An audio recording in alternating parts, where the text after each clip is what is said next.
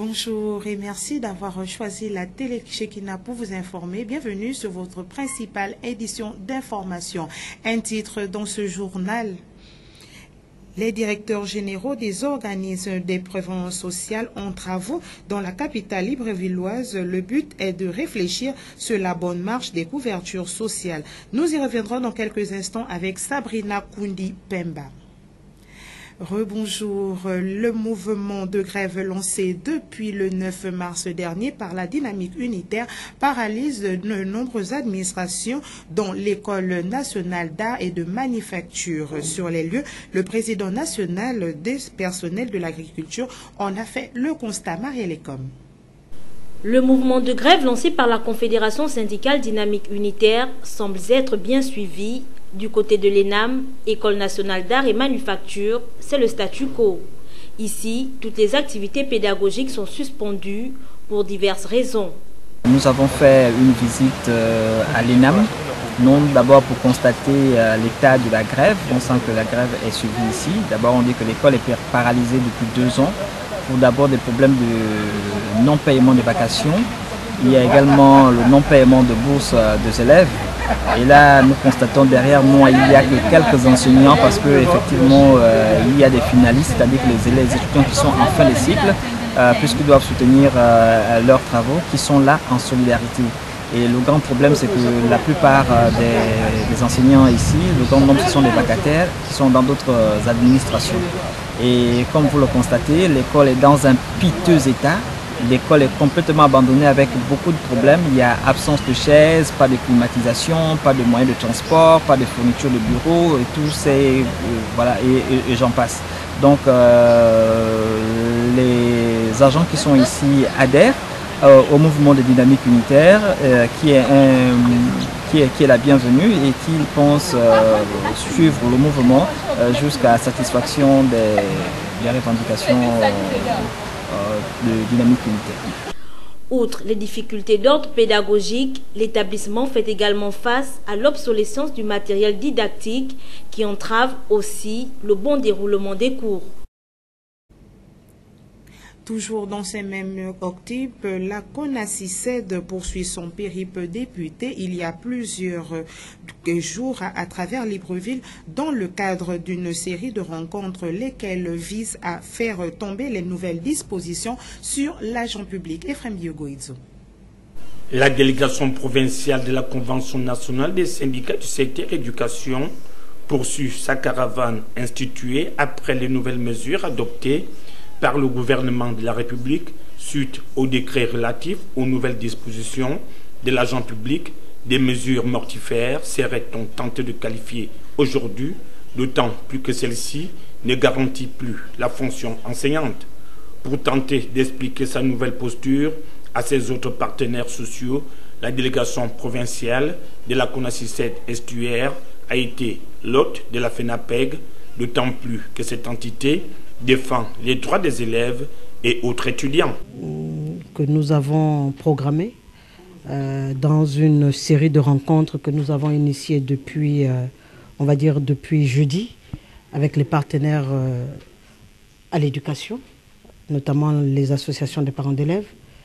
Nous avons eu tour à tour l'association APADI, l'association EDUCAF et aujourd'hui, comme vous le constatez, nous sommes dans les murs de la FENAPEG pour expliquer les raisons et les bien-fondés de la grève que nous avons entamée avec la dynamique unitaire dans le cadre justement de cette réforme que Ouagadougou vient d'initier, ce projet d'ordonnance par rapport au système de rémunération de l'agent public du Gabon.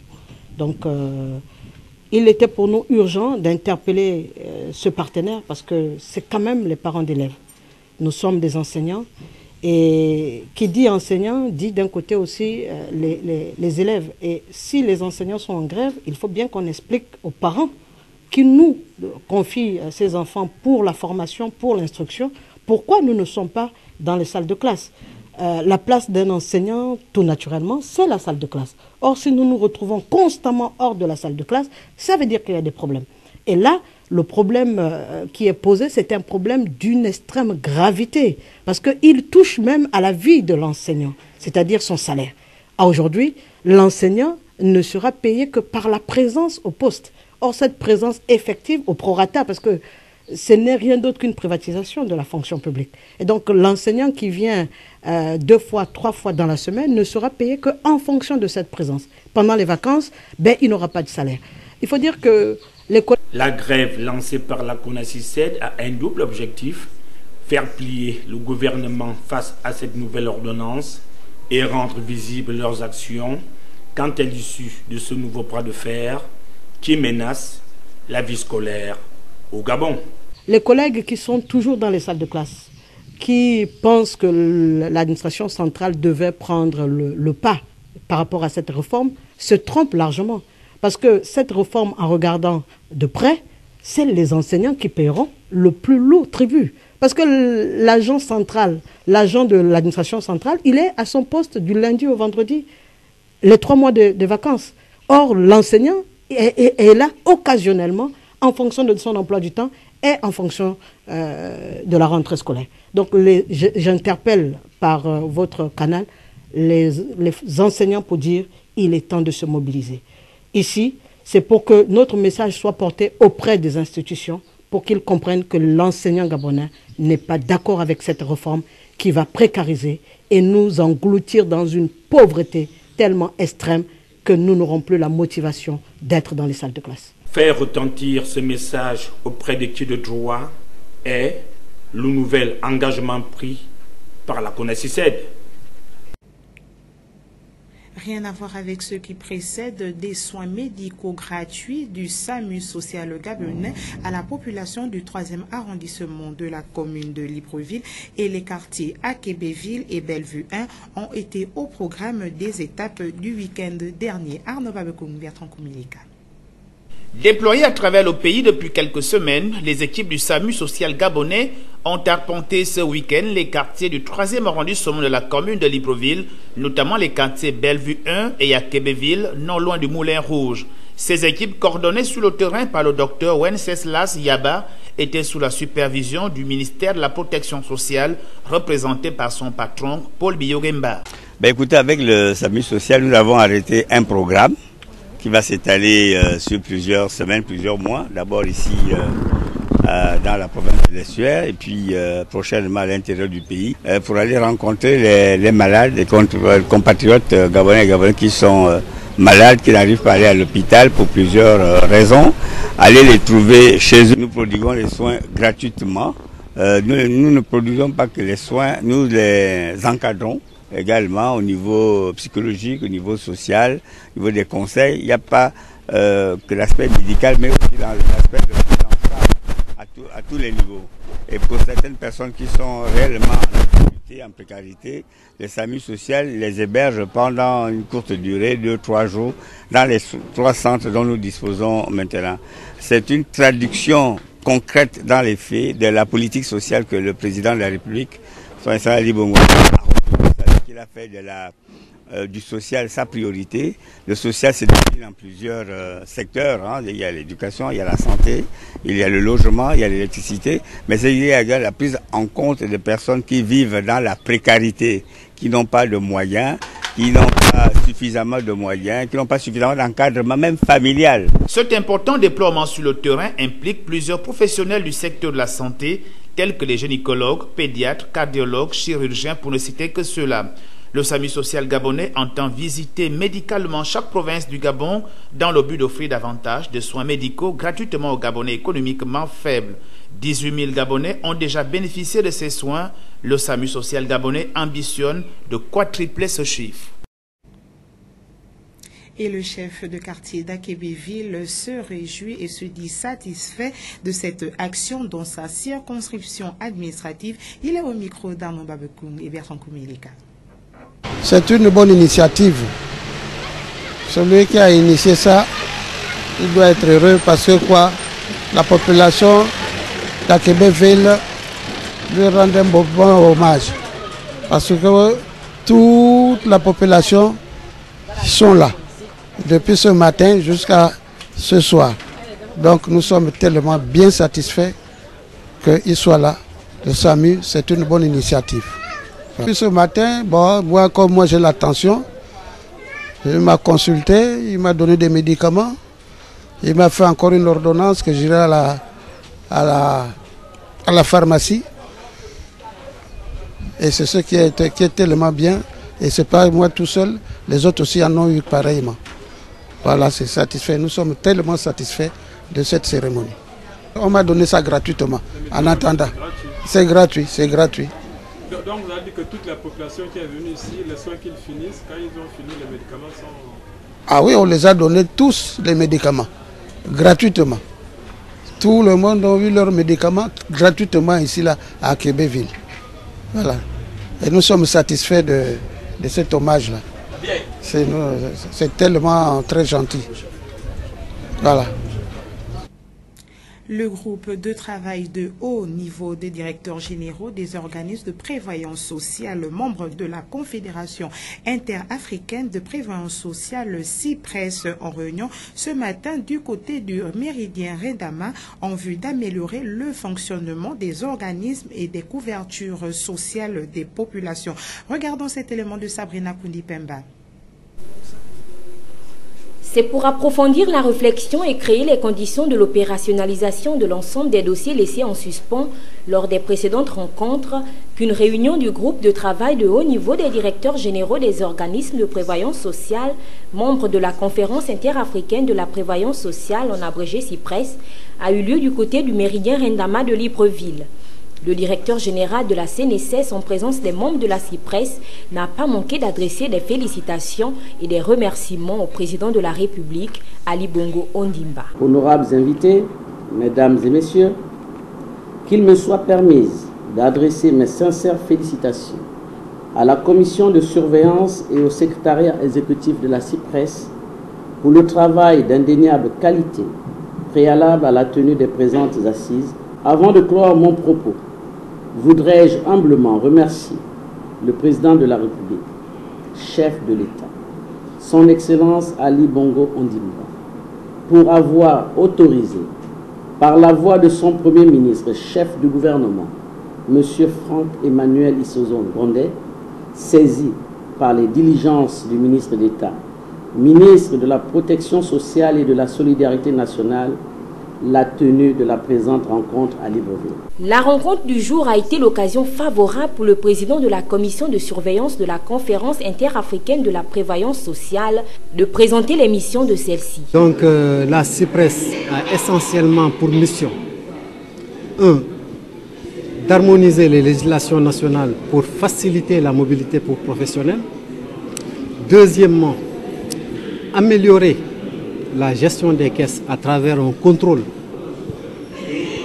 qui est exercé par l'inspection régionale, assurer la protection sociale également des travailleurs migrants et également assurer une formation permanente aux cadres et aux agents des caisses des États membres.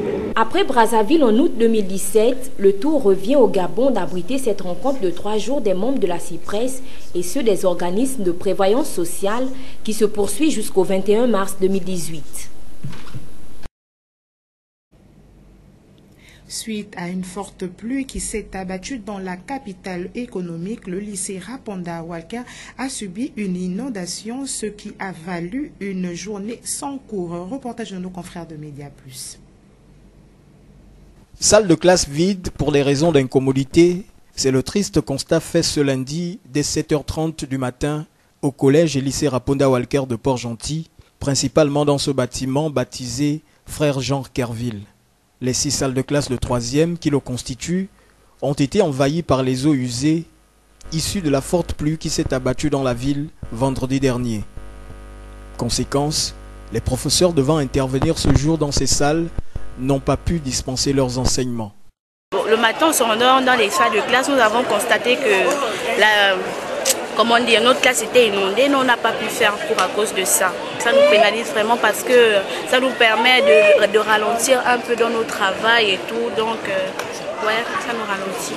Le matin, en se rendant à l'école, on a vu les classes inondées. La cause peut-être...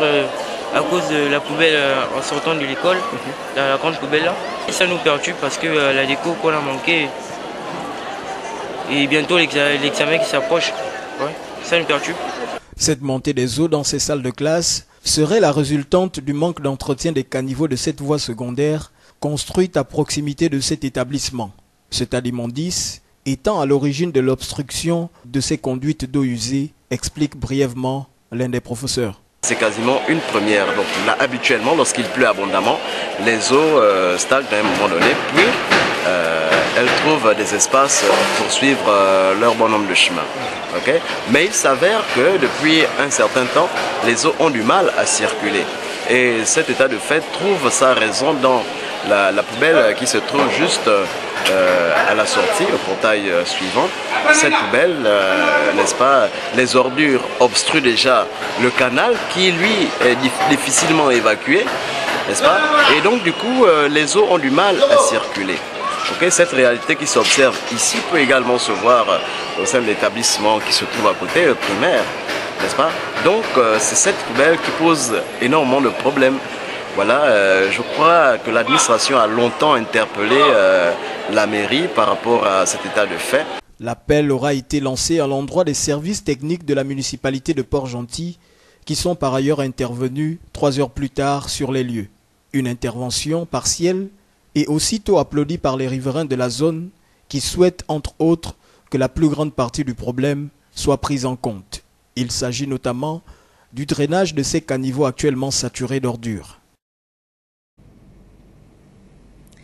Toujours dans la capitale de Port-Gentil où le corps de sapeurs-pompiers a célébré son saint patron devant un parterre d'invités. C'est aussi là l'occasion pour le commandant en chef de ce corps d'édifier la population sur cette fête. Reportage Marius Geoffrey Nanda, Média Plus.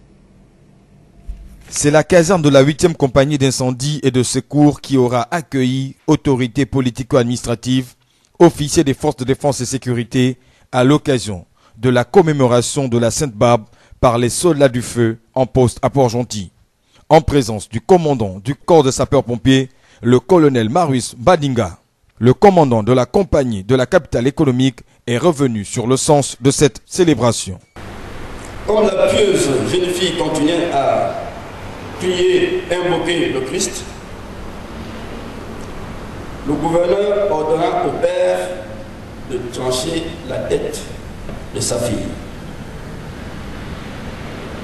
Alors Dioscore, de son nom, obéit et celui-ci fut châtié par le ciel. La foudre le tua sur place. Depuis ce jour, Sainte-Barbe protège contre la foudre et la mort subite, donc contre le tristement célèbre coup de grisou en tisse des mineurs. Elle est la patronne des mineurs, mais aussi des sapeurs-pompiers, des artificiers, des artilleurs, des carriers qui utilisent des explosifs pour entamer la roche. Ainsi, présentant par ailleurs à l'assistance les opérations effectuées par ces hommes au cours de l'année passée.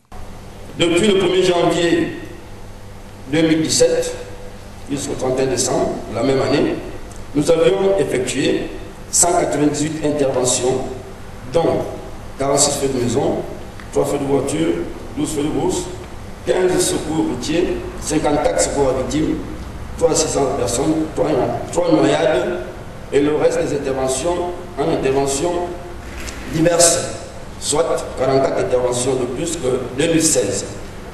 Et Sainte-Barbe nous a protégés pendant ces interventions difficiles, dangereuses et parfois devant l'hostilité des populations.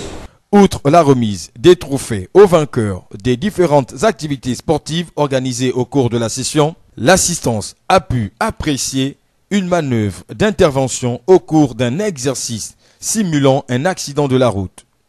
Occasion pour nombreux de découvrir les gestes à effectuer au cours de ces situations et pouvant amener à sauver des vies.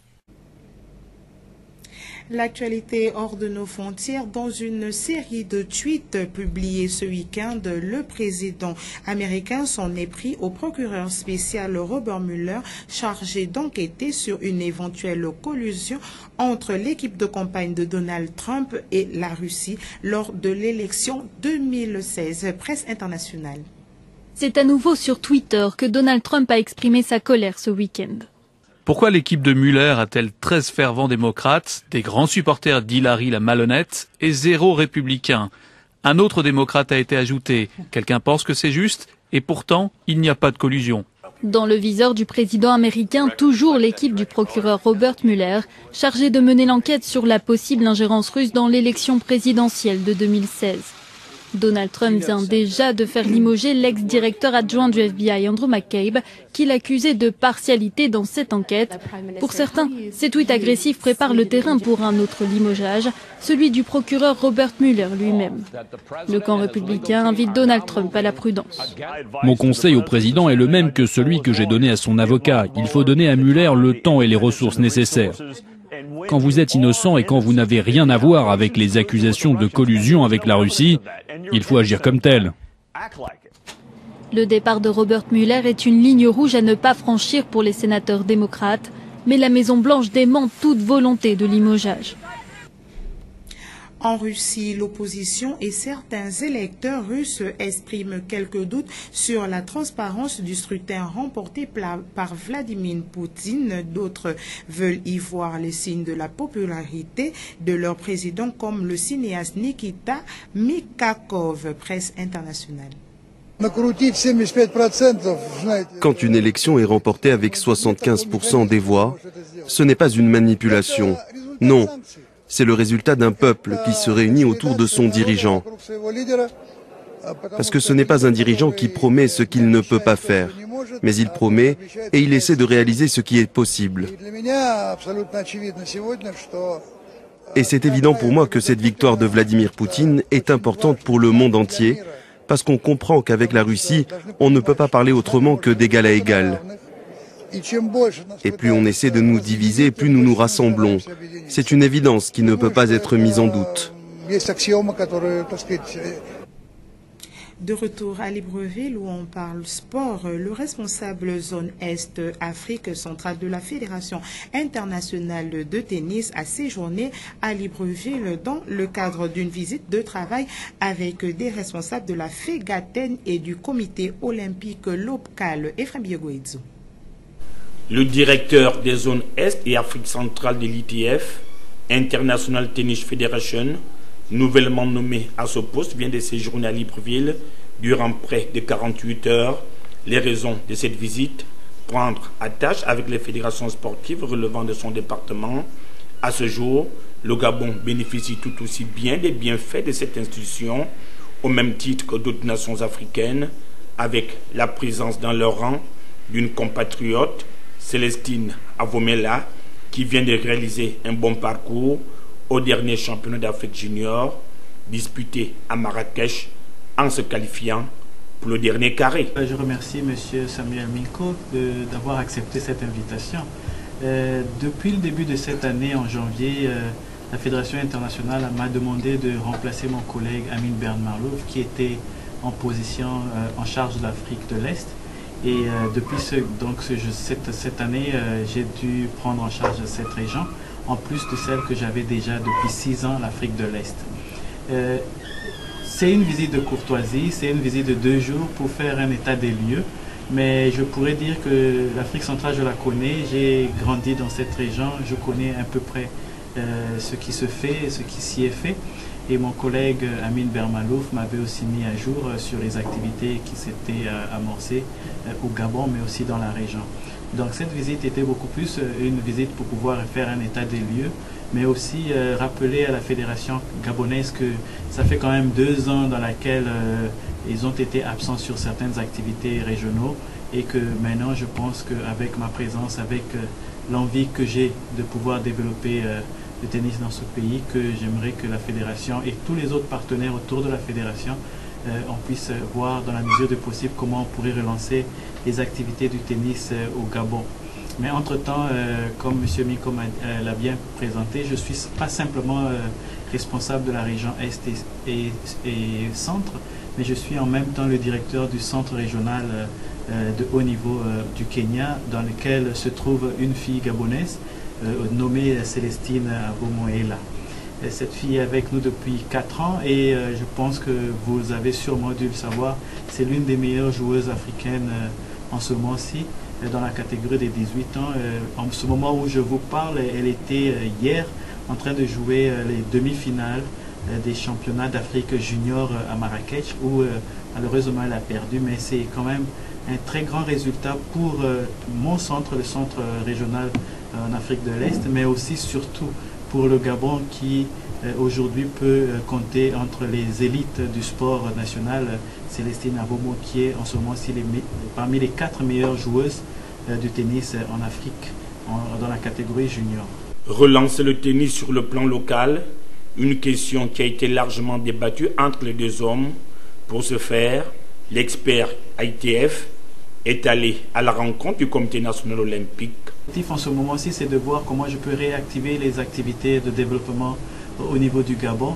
La meilleure façon de les réactiver, c'est de pouvoir rencontrer les partenaires de la fédération en ce moment-ci. Et avec M. Minko, nous avons même pu rencontrer le président du Comité national olympique gabonais, avec qui nous avons discuté sur les programmes de développement susceptibles de faire bénéficier à la fédération. Nous avons aussi bien sûr parlé de Célestine Abomo, qui est l'élite en ce moment-ci du sport gabonais, dans lequel on pense qu'elle pourrait bénéficier des soutiens de la solidarité olympique par rapport à la préparation aux Jeux africains, mais aussi aux Jeux olympiques Tokyo et Paris 2024. Cette initiative renouvelée du président Samuel Minko va sans nul doute relancer les activités au sein de la petite balle. Thierry Toali parle ici des performances réalisées par notre compatriote Célestine Avomo-Ela lors des derniers championnats d'Afrique junior. Nous repartons avec Ephraim Biogoïzo. Ça devrait être une grande fierté pour le Gabon d'avoir une joueuse de cette envergure. Je pense que dans beaucoup de fédérations africaines, on souhaiterait avoir une fille qui serait parmi les 3 meilleurs joueurs juniors en Afrique. Aujourd'hui, j'aimerais simplement vous rappeler la numéro 1 en Afrique, c'est une fille qui vient du Burundi, la numéro 2 c'est une Marocaine, et numéro 3 aujourd'hui par rapport au classement africain, le classement ITF, le classement mondial junior, Célestine est numéro 3, donc la 3e meilleure classée joueuse africaine dans ce classement. Donc ça devrait être une fierté, et non seulement une fierté, mais c'est aussi le premier ambassadeur du sport gabonais. Aujourd'hui, si je regarde ce que M. Aubameyang fait pour le pays, je crois que Célestine serait en mesure de le faire aussi en ce moment-ci pour le tennis. Et donc je pense que les partenaires du tennis et les partenaires de notre sport devraient prendre cela en considération, parce que je crois que maintenant, ou à partir de l'année prochaine, Célestine aura 19 ans, elle aura besoin de plus d'aide et de plus de soutien de la part non seulement de la fédération, du gouvernement gabonais, mais aussi de ses parents et de sa famille. Après la sécurité pénitentiaire et le génie militaire, c'est au tour de la santé militaire qui a bénéficié du stage d'autodéfense initié par la Fédération gabonaise du bâton défense et de Tonfa Sécurité. Nous allons avec Ulrich Simaïla. La série de stages pratiques autodéfense lancée par la Fédération gabonaise du bâton de défense et de Tonfa Sécurité au sein de forces de défense et de sécurité au port des unités de la santé militaire, une cérémonie étiquée par la présence des responsables du service de santé militaire, le lieutenant-colonel Parfait Moussunda, représentant le directeur général empêché, a ouvert ce stage tout en exhortant aux stagiaires d'être très attentifs et assidus afin de s'acquérir des notions de cette formation très opportune pour ce service qui procède toutes les spécialités de l'armée. Donc le service santé militaire, comme certes c'est un service de soutien, mais qu'à l'image du génie militaire et des autres forces de défense de mêlée, l'infanterie, la cavalerie et comme ça, est obligé d'apprendre cette technique. Parce que c'est d'abord personnel et collectif. Certes, nous sommes le service santé militaire, nous avons toutes les spécialités. C'est dans ce cadre que le ministre de la Défense nationale insiste à ce que nous, le service santé militaire, nous soyons performants et opérationnels dans nos interventions, tous azimuts dans différentes opérations d'initiation et de maîtrise de self-défense, TONFA, sécurité, close combat. Donc le service santé militaire, comme Certes, c'est un service de soutien, mais qu'à l'image du génie militaire et des autres forces de défense de mêlée, l'infanterie, la cavalerie et comme ça, est obligé d'apprendre cette technique. Parce que c'est d'abord personnel et collectif. Certes, nous sommes le service santé militaire, nous avons toutes les spécialités. C'est dans ce cadre que le ministre de la Défense nationale insiste à ce que nous, le service santé militaire, nous soyons performants et opérationnels. Le président de la Fédération gabonaise de bâtons de défense et de Tonfa Sécurité a remercié les responsables des services de santé militaire pour avoir mis à leur disponibilité leurs éléments tout en rappelant aux stagiaires l'étendue de cette formation. À mon nom personnel, au nom de la Fédération dont j'ai la lourde charge d'être ce jour au sein de votre unité, l'école d'application de service santé militaire, ayant la charge des éléments dont vous me donnez pour 45 jours, formation intense en matière de technique de combat militaire, self-défense, close combat. Je tiens à préciser à l'ensemble des stagiaires, à rappeler à l'ensemble des stagiaires que c'est un stage très rude. On n'est pas des tortionnaires, on n'est pas des gladiateurs, on n'est pas là pour vous tuer, mais on est là pour vous donner la connaissance intellectuelle en matière d'autodéfense et de self-défense et des techniques de combat et la maîtrise de l'outil d'intervention que vous ne connaissez pas, que nous allons vous donner et vous initier à cette connaissance durant 45 jours. Ce stage qui va durer 45 jours va se terminer par des exercices pratiques d'autodéfense en forêt. C'est la forêt du Cap Esterias qui a été choisie par la Fédération. C'est sur ce que s'achève notre édition d'information. Merci de nous avoir reçus chez vous. Bonne soirée, à demain et surtout, gardez le sourire.